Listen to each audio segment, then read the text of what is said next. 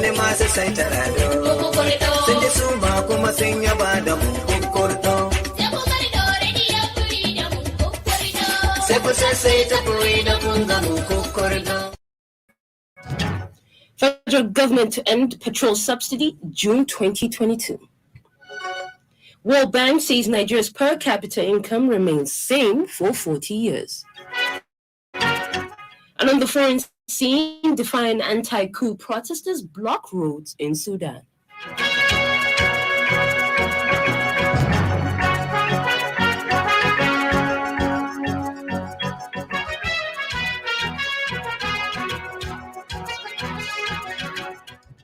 Possessing a permanent voter's card is a duty to all citizens. Please ensure you acquire yours. Good evening. You're listening to Freedom Global News on 99.5 FM. I am Zara Zana. Today is the 26th of October, 2021. And now the news in full. President Muhammadu Buhari has attributed growing social unrest to inequalities and unfair policies that exclude the majority from opportunities for participation. The president said this today at the 5th edition of the Future Investment Initiative Summit, holding in Riyadh, Saudi Arabia, where he called on world leaders and global investors to prioritize inclusive and humane policies. President Buhari said his administration will encourage public and private initiatives that increase investments in health, education, capacity building, youth empowerment, gender equality, poverty eradication, climate change, and food security. The president said the Nigerian perspective remains a focus on people-oriented development policies with diversification from oil to more inclusive sectors such as agriculture, ICT, mining, tackling corruption, insecurity, climate change, and introducing social investment programs. On the theme of the summit, Investing in Humanity, the president commended the organizers of this year's summit for the foresight to look at investment, not only from a profitability and wealth accumulation point of view, but also bringing prosperity to humanity in general. The federal government says it will take care of petrol subsidy in the first 6 months of 2022. Minister of Finance, Budget and National Planning, Zainab Ahmed, disclosed this at a panel session during the ongoing Nigerian Economic Summit in Abuja. She said the federal government has made provisions for petrol subsidy to the end of June next year, adding that complete deregulation of the downstream oil and gas sector will start by July 2022. Chairman of the Economic Advisory Council, Doyin Salami, said that he had argued for a long time on the issue of subsidy. He also said the Petroleum Industry Act made the payment of subsidy of petrol illegal. Reports from Zamfara State say the notorious bandit and cattle rustling kingpin in the state, Damina, has been shot dead. The dreaded bandit, alleged to have his base in Kuyambana Forest in Ansado Emirate of Mari local government area in Zamfara State, was reported to have burned a woman alive during one of his operations. Damina was said to have been killed in a clash with alleged bandits group under the leadership of one Dogon Gide. According to the reports, bandit Damina was responsible for a series of deadly raids, kidnappings, cattle rustling, and imposition of levies on several communities in Ansado Emirate. Last July, he was said to have attacked Tungar, Boshe, and Randa villages, where several people were killed and more than 100 residents, mostly women and children, were abducted.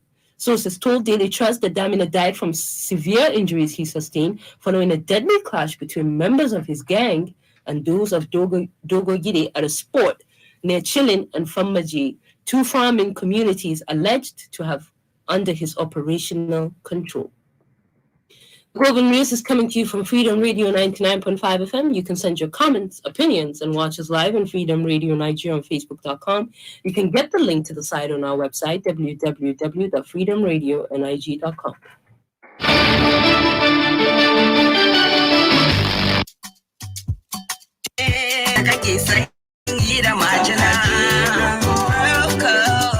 Ingantaccen magani, ingantaccen taimako daga sanyi da majina, duk inda ka tafi, duk inda ka je. Aha, Proco na da paracetamol da kuma phenylephrine, magani mai sokaka daga sanyi da majina cikin minti 20. Proco ta kamfanin Orange Drugs Limited. Idan alamomin suka ci gaba bayan kwana 3, ka tuntubi likitanka. Proco, ingantaccen magani. Saukaki Proco.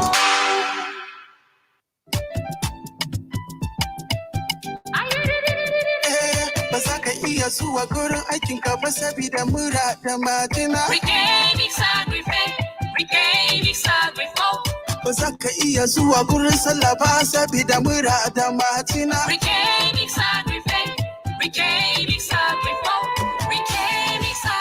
Lalle ka sha maganin Mixagrip saboda samun sauki daga ciwon mura da kuma majina. Mixagrip yana da sinadarin paracetamol da kuma phenylephrine. Mixagrip an yi shi daga ingantaccen kamfanin magani mai suna Orange Drugs Limited. Idan ka ji alamomin mura da majina bayan kwana 3, ka je asibiti ka ga likita. Mixagrip, kar ka tsallake rana. Samu sauki daga majina.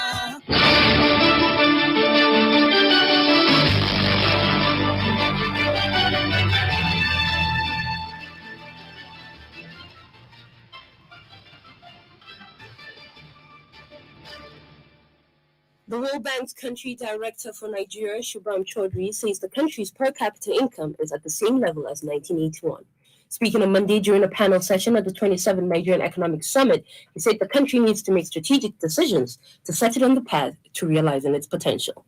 According to him, per capita income measures the average income earned per person in a given country in a specified year. It is calculated by dividing the country's total income by its total population. He described Nigeria as an individual with the potential to become a star athlete.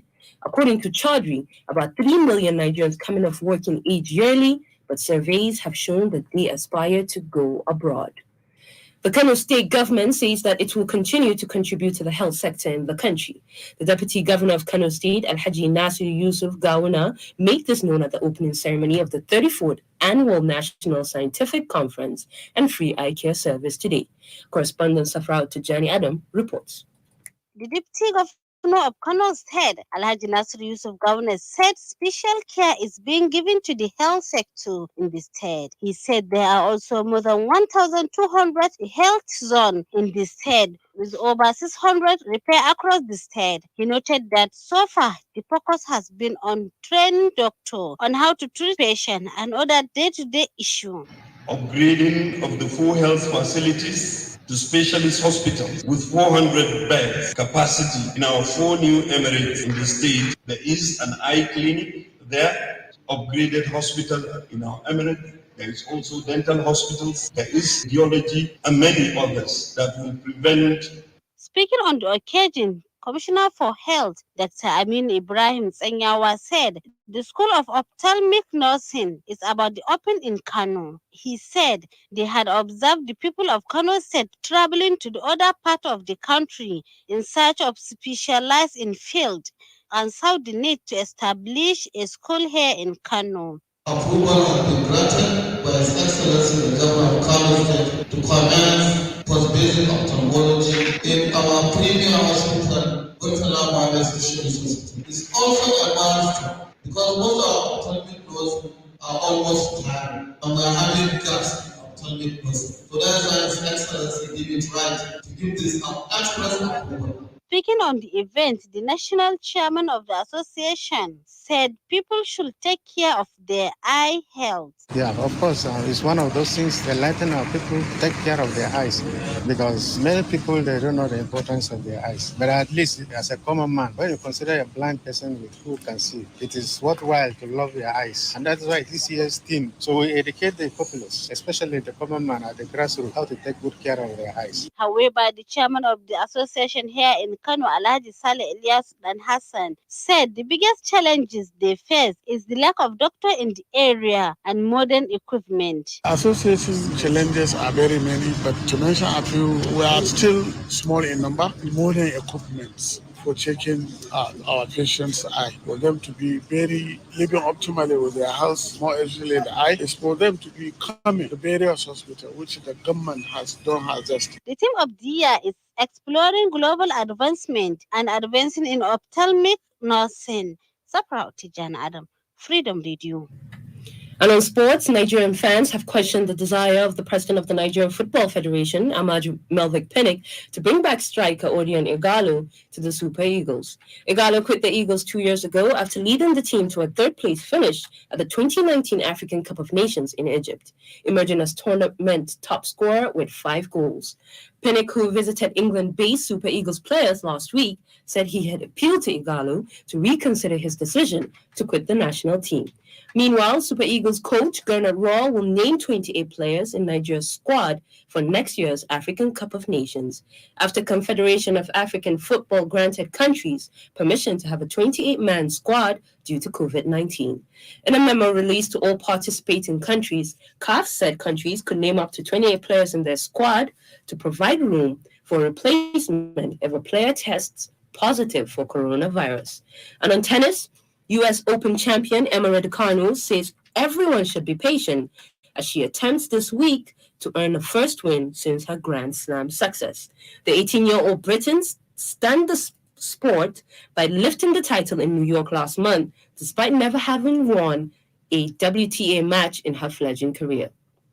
And on the business side of things, Muhammad Abdullahi has all your top stories.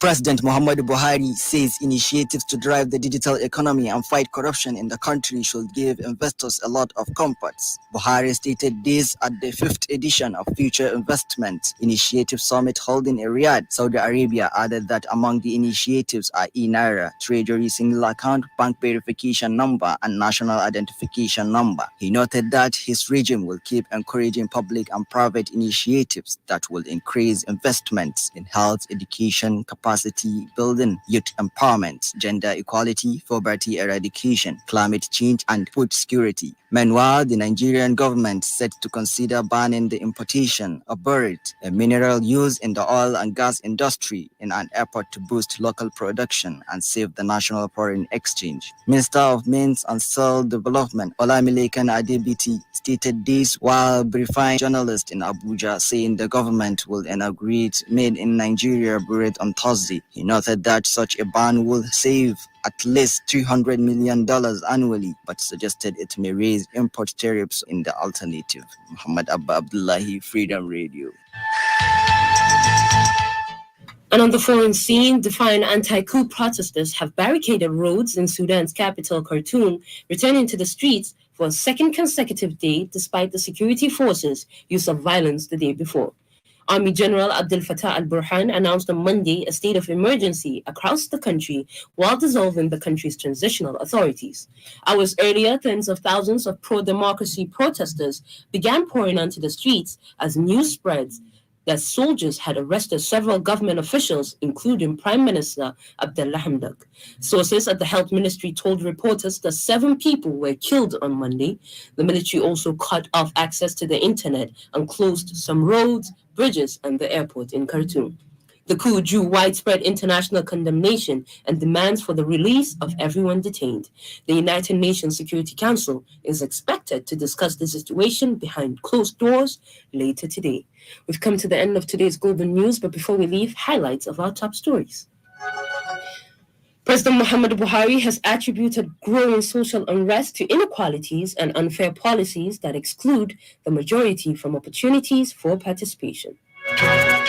The federal government says it will take care of petrol subsidy in the first 6 months of 2022.